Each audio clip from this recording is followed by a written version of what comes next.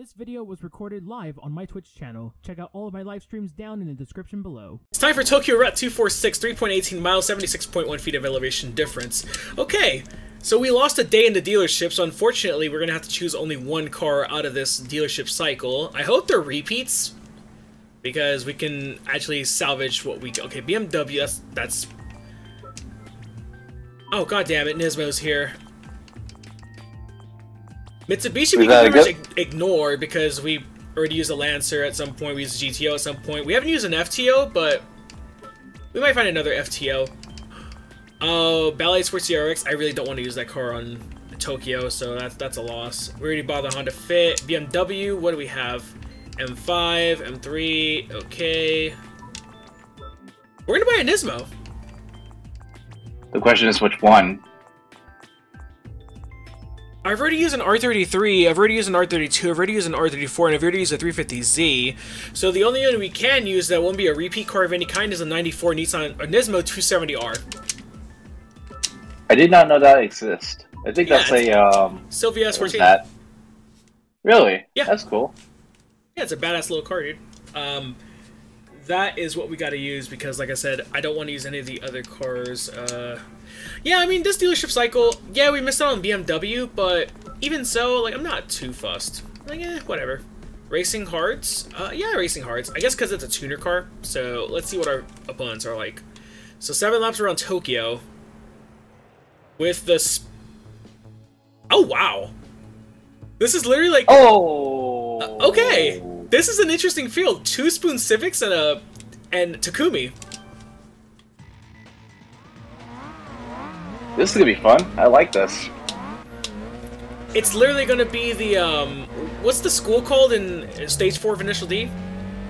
I know what you're talking about, but I can't know it. I know you talked about it though. It's a driving school, right? With Civic.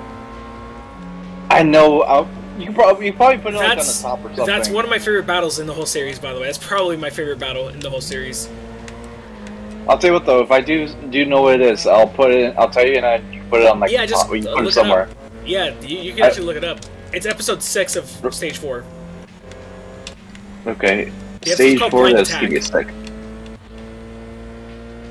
Because literally, why it's my favorite battle is because like it's. I feel like it's probably one of the best done battles in the series because literally, you had what's it called? Every battle lasted 2 or 3 episodes and shit. That one was 1 episode, and it was throughout the whole entire episode, obviously. And then, for me, the part where Takumi does the blind attack on him out of the tunnel, and then Forever Young plays, it's like so iconic.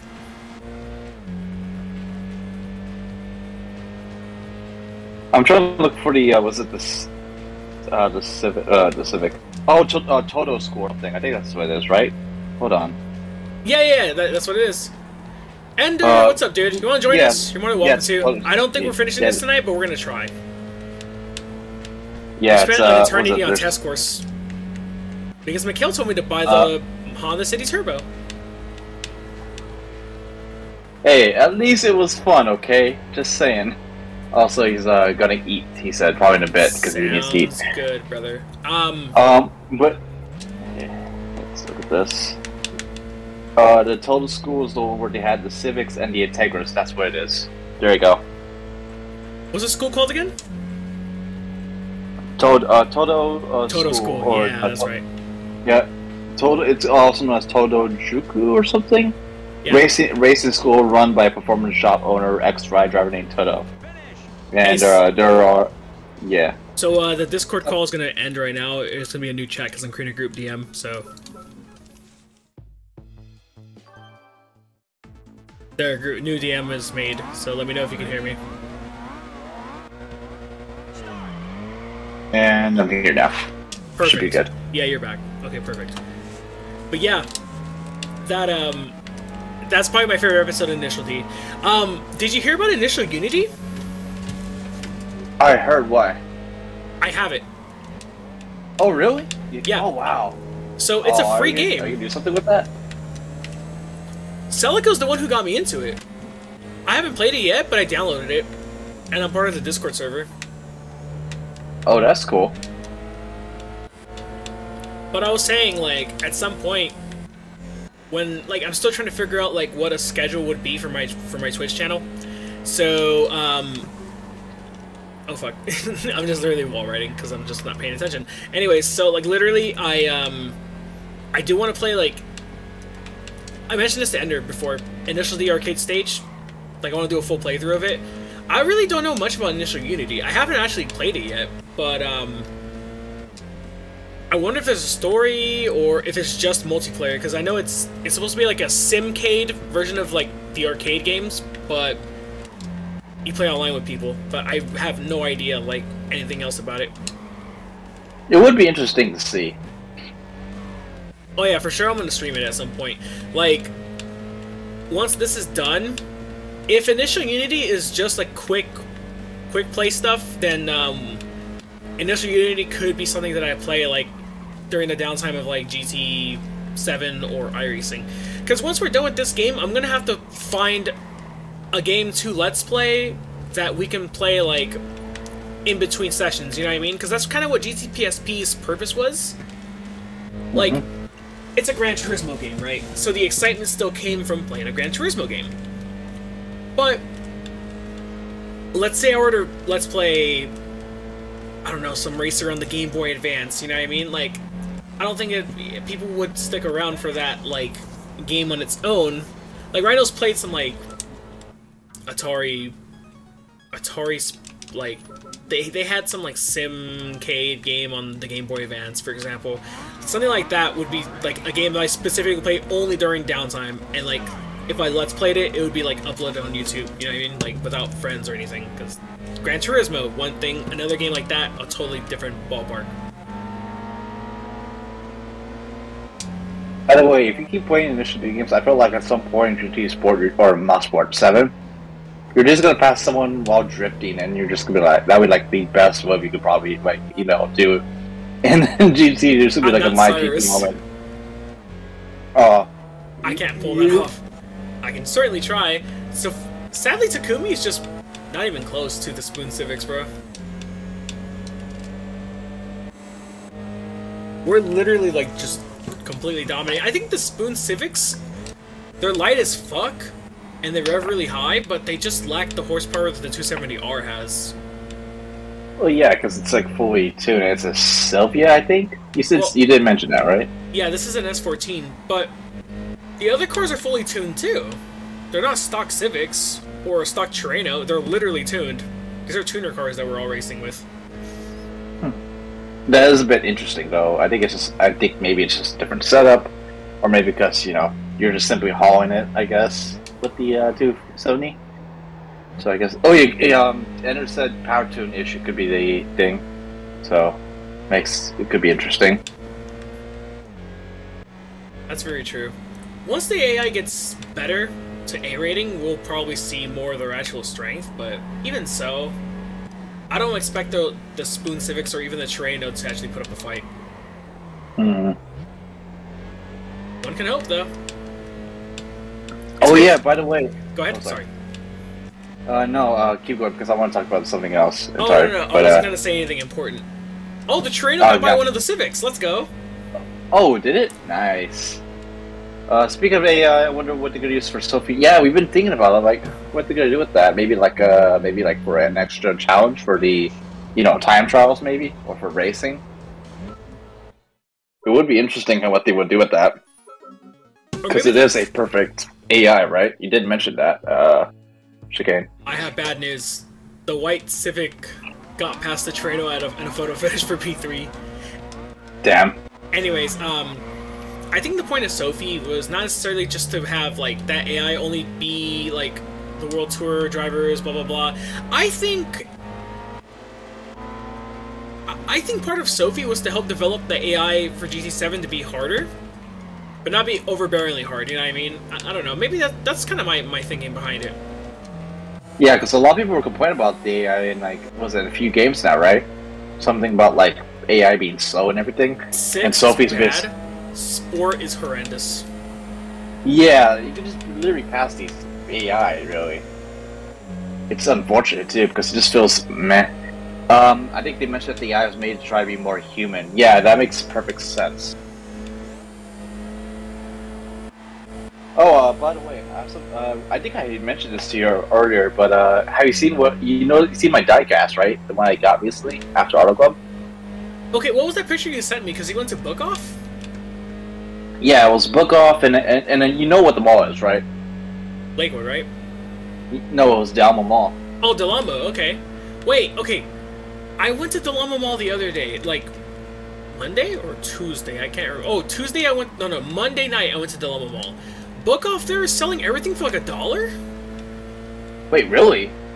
All their games and books and CDs and shit, it says $1, but I don't know if there's any exclusions that apply, but...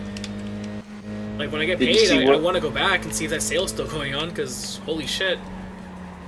And you know I'm going to go get maybe one more diecast. I'm surprised there were even diecasts to begin with. Because these were like the, what's it, the Elite diecast?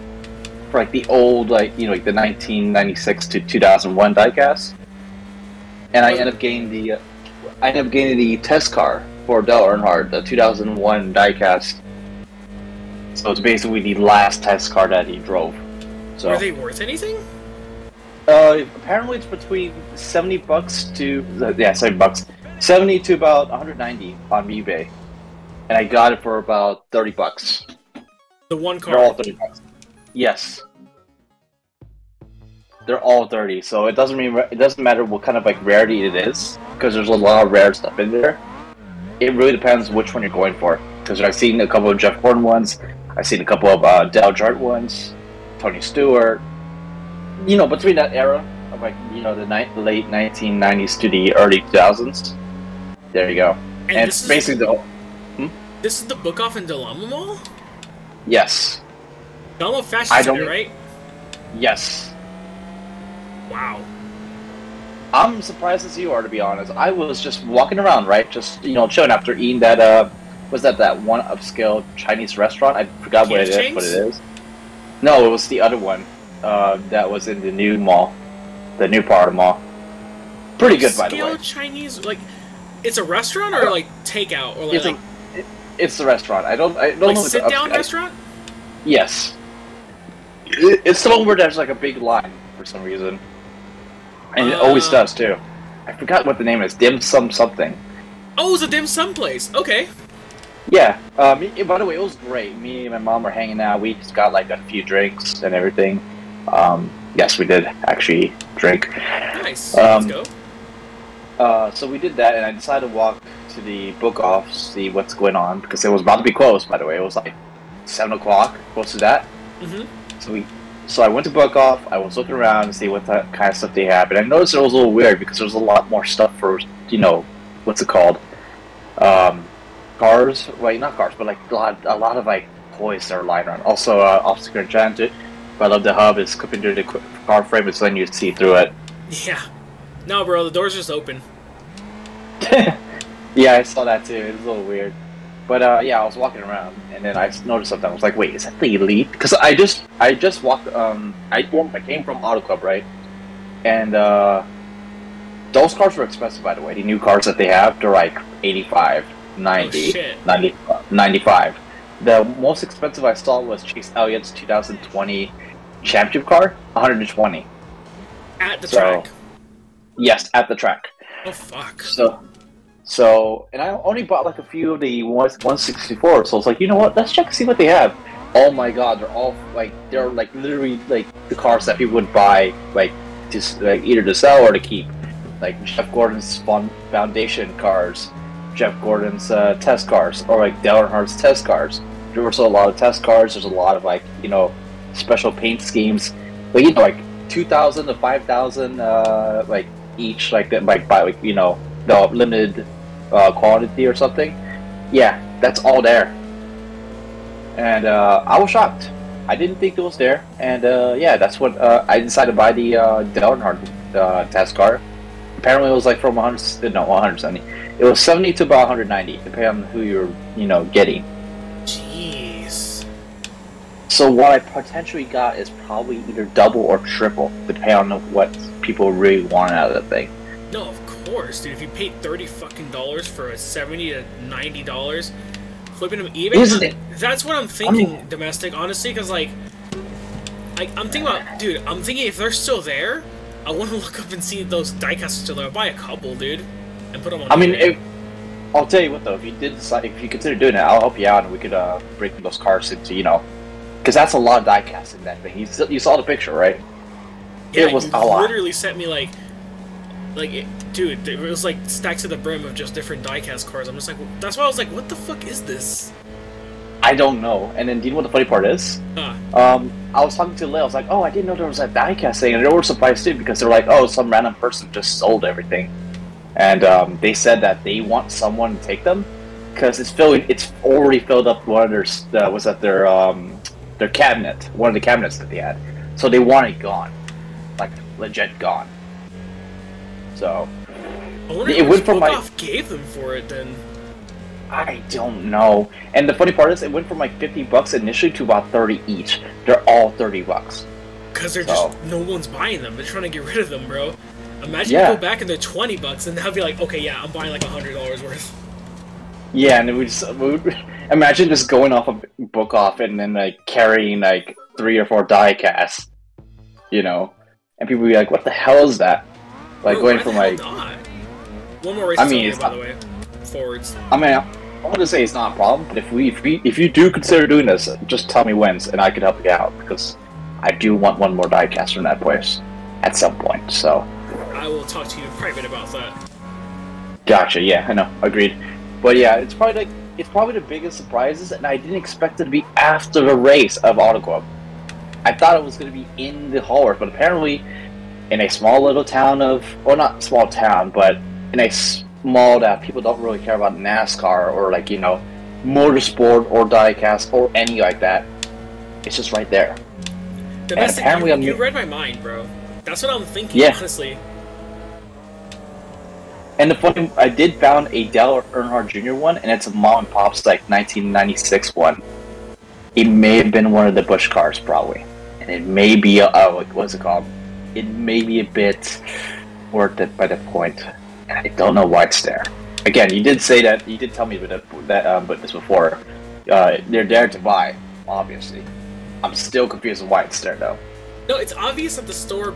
Look, Book Off is probably one of the worst places to go trade shit to. Oh, the Traino's fighting now.